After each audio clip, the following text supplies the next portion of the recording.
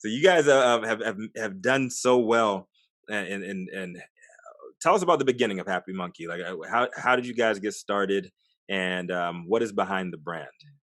Well, I guess This is the guy right here. well, we're both behind the brand. We always it's I say it's an us thing. You know, I came up with the idea as far as the name, the logo, and like the feel, the vibe, the stoner, the New York stoner perspective is what I guess what I would say.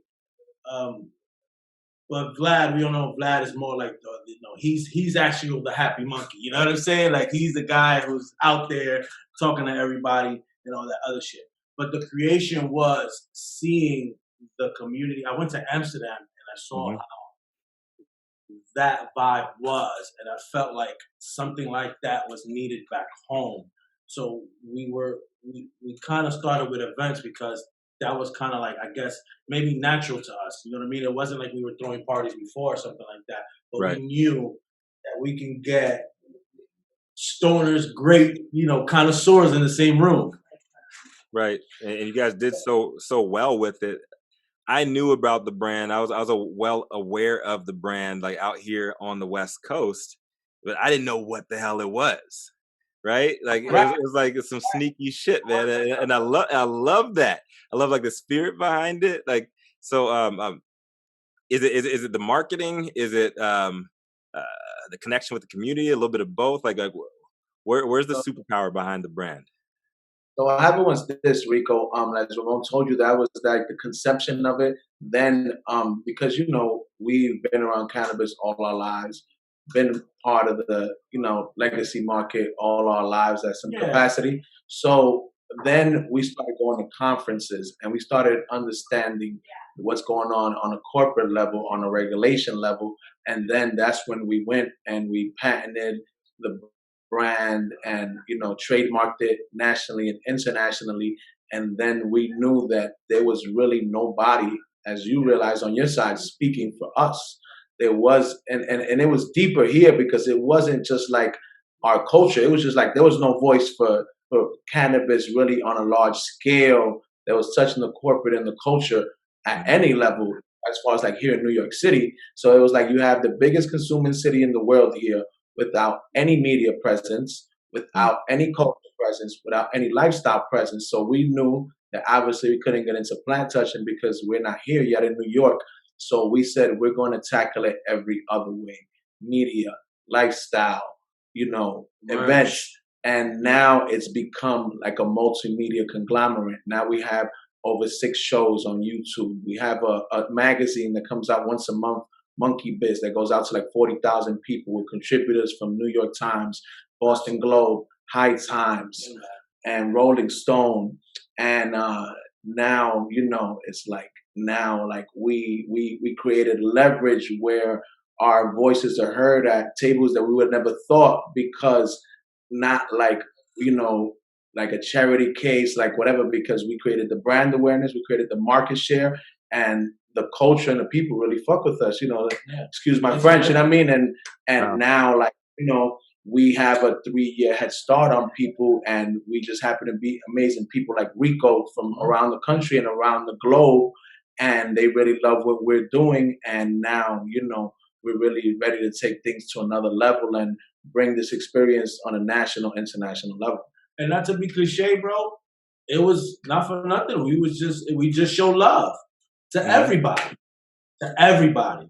Whether you were, it doesn't matter what job you was. We just showed you love. It doesn't matter whether you was I guess, a high celebrity. It didn't matter. That was never, ever, ever the case with us. So it was that feeling of going somewhere and feeling like you're home because these people are treating you a certain way. You know what I mean?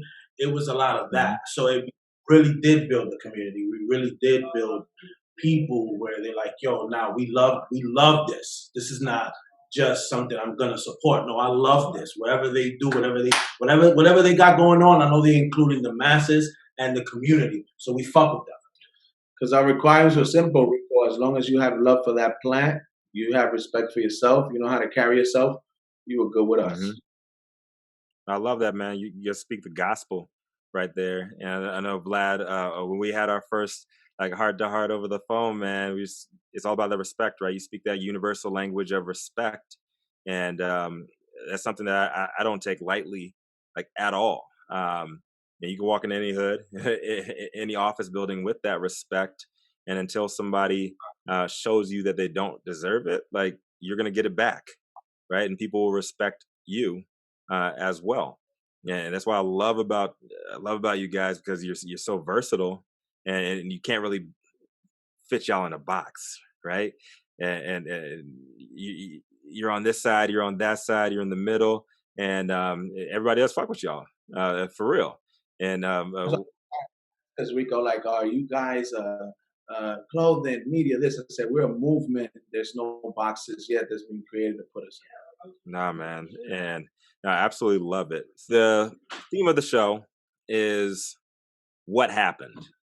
Like the pandemic hit everybody hard, man. I know New York got hit harder than pretty much any other city in the shortest amount of time, and it affected everything, everybody, right?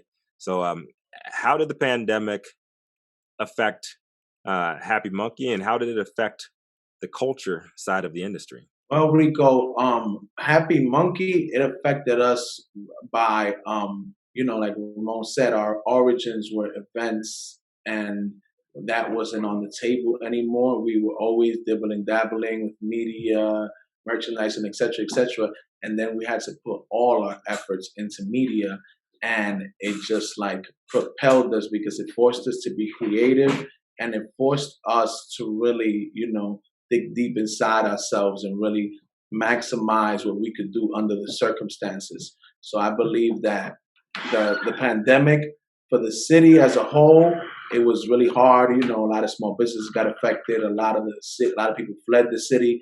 But I believe that ultimately for the culture, it really gave the culture a lot of leverage because I believe a lot of the higher end corporate people were not used to not having control and not used to not knowing what's next because they're used to everything kind of being turnkey. So I believe that it gave the culture a lot of leverage because the culture's used to moving under with their backs against their wall with, difficult circumstances. So that's my opinion.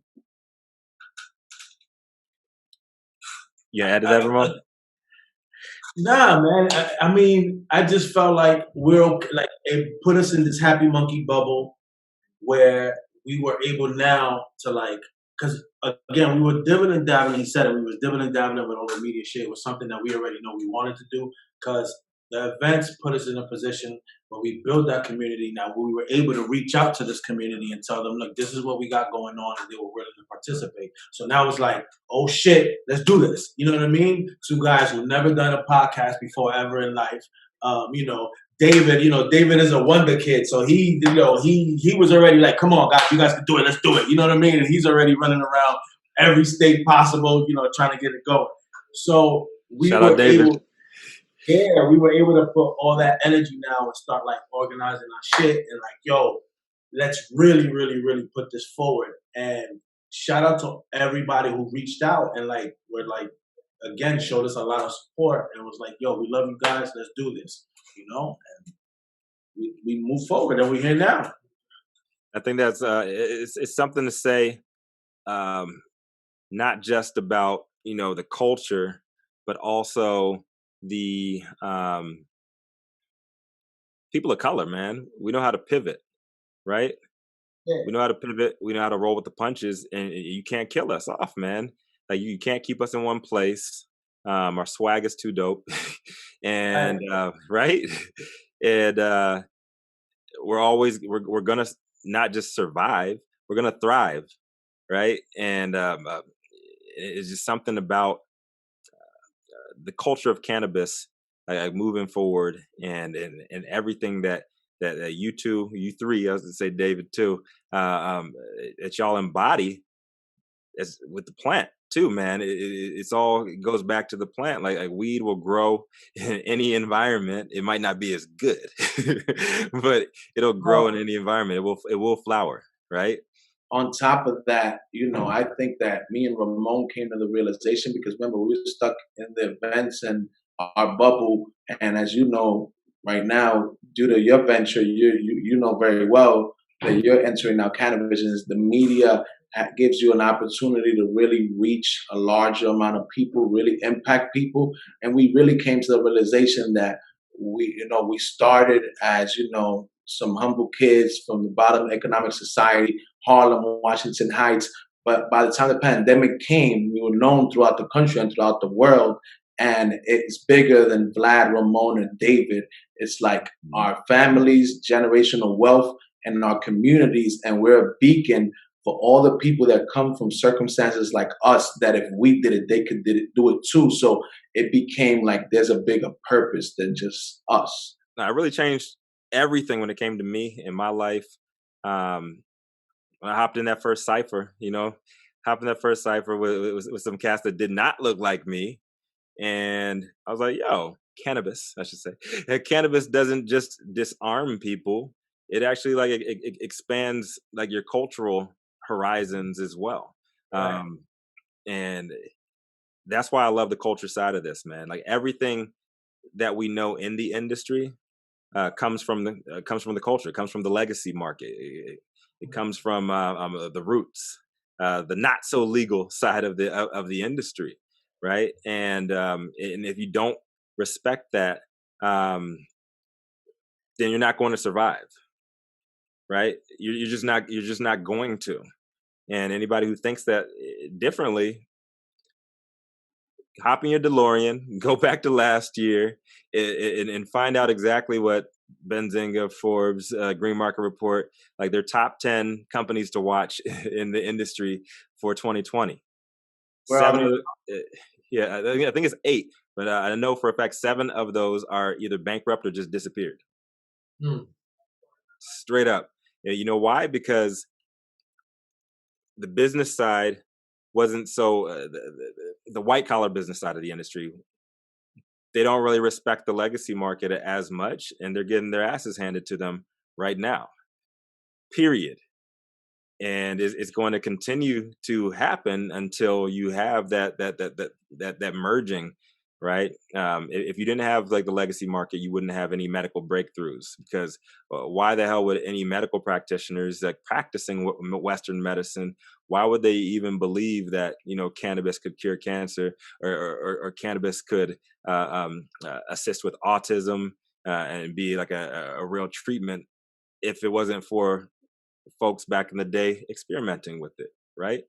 In the business side, like the trap made the business side of it, and they just been given structure with more modern methods and models to actually run your business.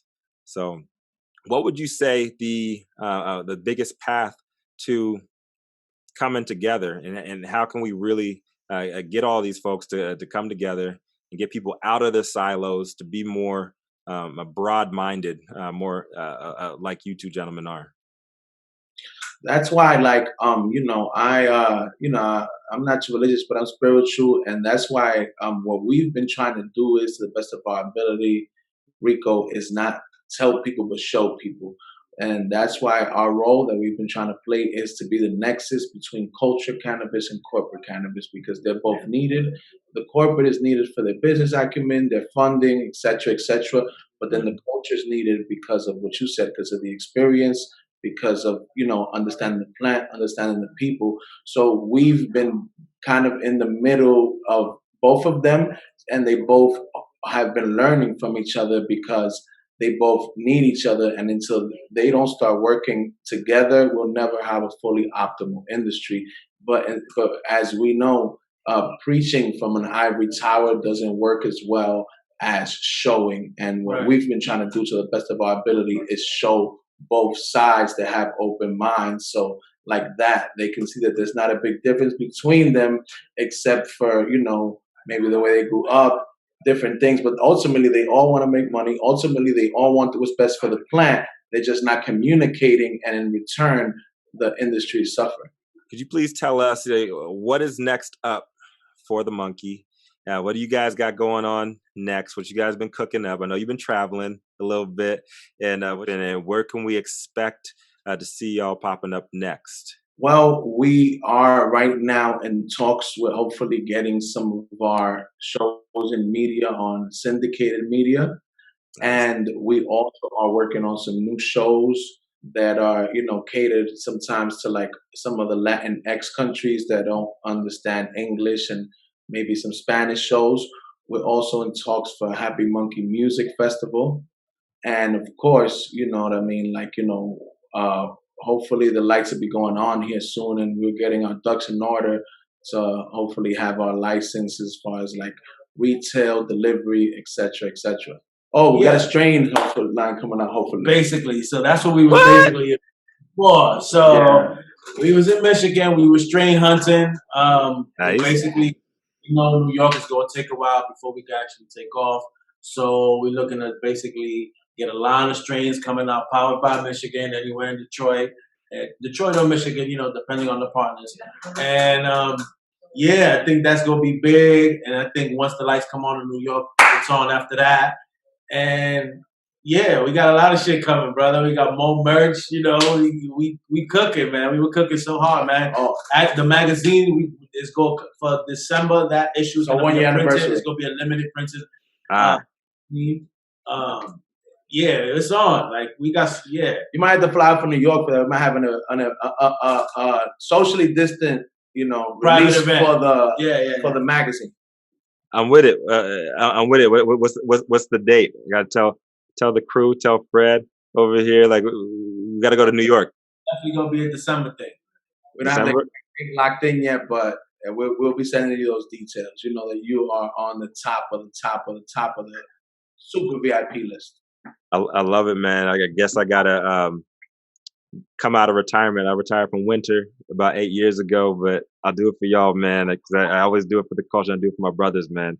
I appreciate y'all, man. Like y'all don't know how much I appreciate y'all. You tell the good folks at home like where to find you, and like any last words you wanna say to the CANiVISION crowd.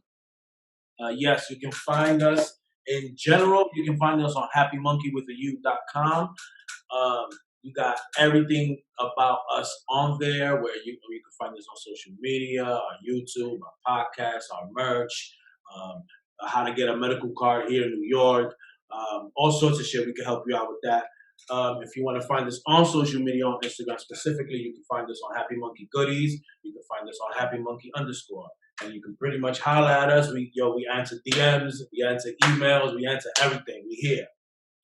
Then I want to say, man, you know what I mean? I want to thank you, Rico, not just for what you're doing now with CANiVISION, but what you've done since you entered this industry. You've been an inspiration to us and so many others. And you opened so many doors for so many people. And whatever, 2021 has in store for you and CANiVISION, you deserve all of it and more. And we appreciate you calling you not only a media partner, but a friend and a brother. Honor too. And then for all the people out there watching from CANiVISION, remember, Happy Monkey doesn't do it for the clout. We do it for the culture. Yes, sir. Yes, sir. And you all got to remember, man, when life gives you no place else to turn, you just got to turn up, baby. Got to turn up. Appreciate y'all, man. Much love. All right, y'all. Happy Monkey. Give it up for Vlad and Ramon. And make sure you guys check for them because because COVID got us locked down, they are global. Check out for these brothers doing it big. And I can't wait to show y'all even more of what they got going on.